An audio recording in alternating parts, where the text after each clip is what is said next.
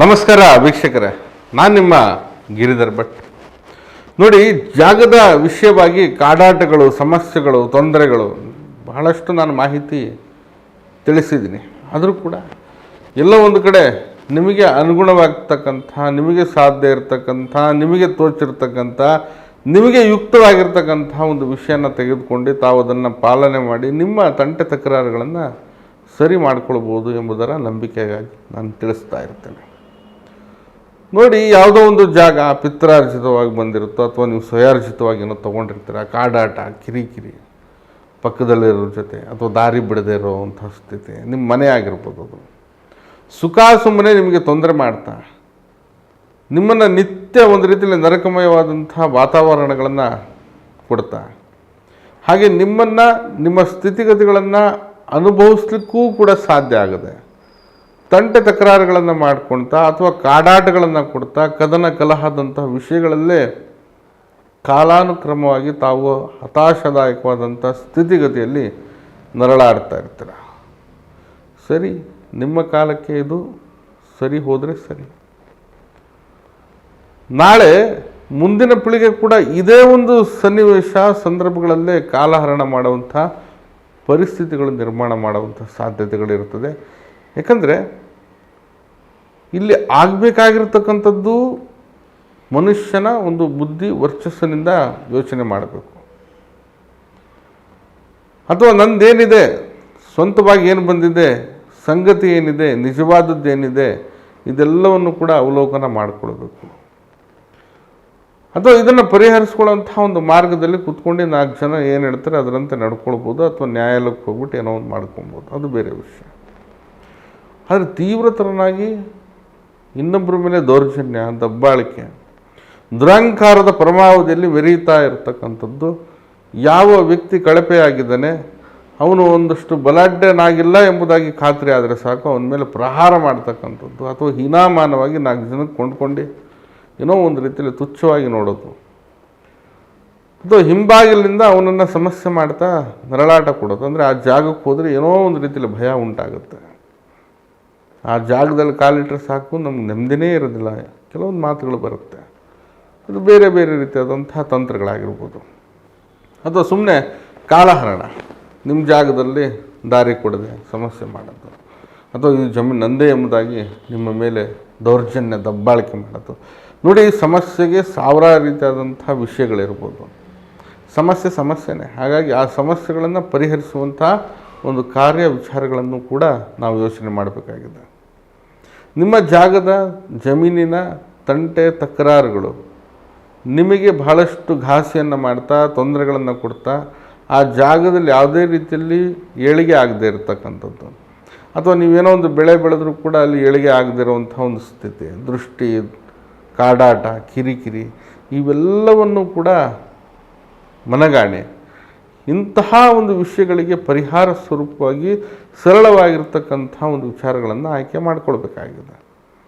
ಈ ತಂಟೆ ತಕರಾರು ವ್ಯಾಜ್ಯಗಳನ್ನು ಕೂಡ ಸರಿ ಮಾಡ್ತಕ್ಕಂಥ ಗುಣಧರ್ಮ ಈ ಒಂದು ಪರಿಹಾರಕ್ಕೆ ಇದೆ ಎಂಬುದಾಗಿ ನಾನು ತಿಳಿಸ್ತಾ ಇದ್ದೀನಿ. ಹಾಗಾಗಿ ನಿಮ್ಮ ಏನು ಈ ಜಾಗದ ವಿಷಯವಾಗಿ ಸಮಸ್ಯೆಗಳನ್ನು ಅನುಭವಿಸ್ತಾ ಇದ್ದರೆ ಖಂಡಿತ ಈ ಪರಿಹಾರವನ್ನು ತಾವು ಮಾಡಿ ನೋಡಿ. ಮೊದಲನೇದಾಗಿ ತಾವು ಒಂದು ಅರಳಿ ಎಲೆಯನ್ನು ತೆಗೆದುಕೊಳ್ಳಿ. ಆ ಅರಳಿ ಎಲೆ ಸ್ವಚ್ಛವಾಗಿ ಶುಭ್ರವಾಗಿ ತೊಳೆದು ಅದನ್ನು ತಾವು ಒಂದು ಒಳ್ಳೆಯ ದಿವಸ ಮುಹೂರ್ತ ನೋಡಿ ತೆಗೆದುಕೊಳ್ಳಿ. ಆ ಅರಳಿ ಎಲೆಯನ್ನು ತೆಗೆದುಕೊಂಡು ಈ ಯಂತ್ರವನ್ನು ತಾವು ಬರೀರಿ. ಆ ಅರಳಿಯ ಎಲೆಯ ಮೇಲೆ ಮೊದಲು ಓಂ, ಪಕ್ಕದಲ್ಲಿ ಹ್ರೀಂ ಎಂಬತಕ್ಕಂಥ ಅಕ್ಷರ, ಅದರ ಕೆಳಭಾಗದಲ್ಲಿ ಹ್ರೀಂ ಎಂಬತಕ್ಕಂಥ ಅಕ್ಷರ, ಅದರ ಪಕ್ಕದಲ್ಲಿ ಹ್ರೀಂ.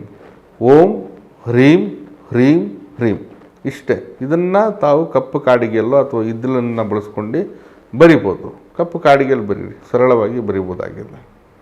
ಈ ಯಂತ್ರವನ್ನು ಬರೆದು ಅದರ ಮೇಲ್ಭಾಗದಲ್ಲಿ ಆ ಜಮೀನಿಗೆ ಸಂಬಂಧಪಟ್ಟಿರ್ತಕ್ಕಂಥ ಈಶಾನ್ಯ ಮೂಲೆ, ಇದನ್ನು ತಾವು ಅರ್ಥ ಮಾಡ್ಕೊಳ್ಬೇಕು. ಜಮೀನಿನ ದೇವಮೂಲೆ ಅಥವಾ ಈಶಾನ್ಯ ಮೂಲೆ ಎಂಬುದಾಗಿ ಕರಿತೀವಿ. ಆ ಒಂದು ಭಾಗದಲ್ಲಿ ಅಂದರೆ ಉತ್ತರ ಮತ್ತು ಪೂರ್ವದ ಮಧ್ಯದ ಕೋನದಲ್ಲಿರ್ತಕ್ಕಂಥ ಮೂಲೆಯ ಮಣ್ಣನ್ನೇ ತೆಗೆದುಕೊಳ್ಬೇಕು. ಅದನ್ನೇ ನಾವು ಈಶಾನ್ಯ ಮೂಲೆ ಎಂಬುದಾಗಿ ಹೇಳ್ತೀವಿ. ಆ ಈಶಾನ್ಯ ಮೂಲೆಯ ಒಂದು ಮುಷ್ಟಿ ಮಣ್ಣನ್ನು ತೆಗೆದುಕೊಳ್ಳಿ. ಅದನ್ನು ಇವೆಲ್ಲವನ್ನು ಸೇರಿಸಿ ಒಂದು ಮಣ್ಣಿನ ಪಾತ್ರೆಗೆ ಹಾಕಿ. ಅಂದರೆ ನಿಮಗೆ ಕುಡಿಕೆ ಸ್ವರೂಪವಾಗಿ ಸಿಗ್ತದೆ. ಅದರ ಒಳಗಡೆ ಹಾಕಿ ಅದರಲ್ಲಿ 8 ಮಳೆಯನ್ನು ಸೇರಿಸಿ, ಹಾಗೆ ಇದನ್ನು ಯಾವುದಾದ್ರೂ ಒಂದು ಎಲೆ ಅಥವಾ ಯಾವುದಾದ್ರೂ ಒಂದು ತಾಮ್ರದ ತಗಡನ್ನು ಅದರ ಮುಖವನ್ನು ಮುಚ್ಚಿ ತಾವು ಈ ಕೆಂಪು ದಾರದಲ್ಲಿ ಕಟ್ಟಿಬಿಡಿ. ಅಥವಾ ಅದನ್ನು ಸಂಪೂರ್ಣವಾಗಿ ಯಾವುದಾದ್ರೂ ಒಂದು ಅರಿಶಿಣ ದಾರದಲ್ಲಾದರೂ ಕಟ್ಟಿ. ಹೀಗೆ ಇದನ್ನು ಮಾಡಿ ಆ ಜಮೀನಿಗೆ ಎಳೆ ತೆಗೆದುಕೊಂಡು ಹೋಗ್ಬಿಟ್ಟು ಹರಿಯುವಂತಹ ನೀರಿಗೆ ಸೂರ್ಯಾಸ್ತದ ಸಮಯದಕ್ಕಿಂತ ಮುಂಚೆ, ಅಂದರೆ ಸೂರ್ಯ ಮುಳುಗೋದಕ್ಕಿಂತ ಮುಂಚೆನೇ ತಾವು ಹರಿಯುವಂಥ ನೀರಿಗೆ ಬಿಡಿ. ಈಗ ಸರಳವಾಗಿರ್ತಕ್ಕಂಥ ಪರಿಹಾರ. ಒಂದು ಅರಳಿ ಎಲೆಯಲ್ಲಿ ಓಂ ಹ್ರೀಂ ಹ್ರೀಂ ಹ್ರೀಂ ಎಂಬತಕ್ಕಂಥ ಬೀಜಾಕ್ಷರ ಕಪ್ಪು ಕಾಡಿಗೆಯಲ್ಲಿ ಬರೆದು ಅದರ ಮೇಲೆ ಈ ಒಂದು ಮುಷ್ಟಿಯಷ್ಟು ಈಶಾನ್ಯ ಮೂಲೆ ಅಥವಾ ದೇವಮೂಲೆಯ ಮಣ್ಣನ್ನು ಆ ಎಲೆ ಮೇಲೆ ಹಾಕಿ, ಸ್ವಲ್ಪ ದೊಡ್ಡದಾಗಿರುತ್ತೆ ತಗೊಳ್ಳಿ ಅರಳಿ ಎಲೆ.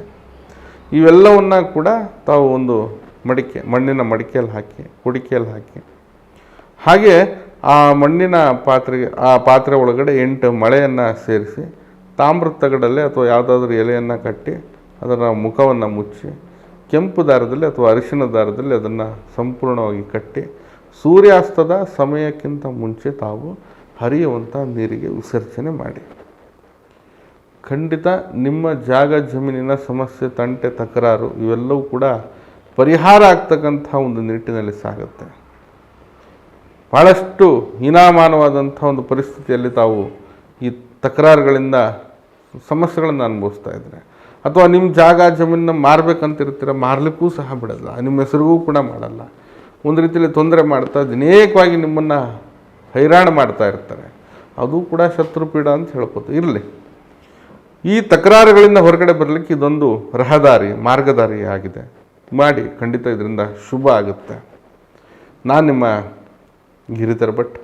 ನಮ್ಮ ಕಚೇರಿ ಅಥವಾ ಮನೆ ಬಂದು ಜ್ಞಾನಭಾರತಿ ಯೂನಿವರ್ಸಿಟಿ ಕ್ವಾರ್ಟರ್ ಸರ್ಕಲ್ ಬೆಂಗಳೂರಲ್ಲಿದೆ. ಬರೋಕ್ಕಿಂತ ಮುಂಚೆ ತಾವು ಕರೆ ಮಾಡಿ ಮೊದಲೇ ಸಮಯವನ್ನು ನಿಗದಿಪಡಿಸ್ಕೊಂಡು ಬನ್ನಿ. ಅಥವಾ ಬರಲಿಕ್ಕೆ ಸಾಧ್ಯ ಆಗದೇ ಇದ್ದರೆ ಈ ಕೆಳಗಡೆ ಕಾಣ್ತಾ ಇರತಕ್ಕಂತಹ ನಂಬರಿಗೆ ಕರೆ ಮಾಡಿ ಮುಕ್ತವಾಗಿ ಸಮಾಲೋಚನೆ ಮಾಡಿ. ಎಲ್ಲರಿಗೂ ಕೂಡ ಶುಭವಾಗಲಿ. ನಮಸ್ಕಾರ.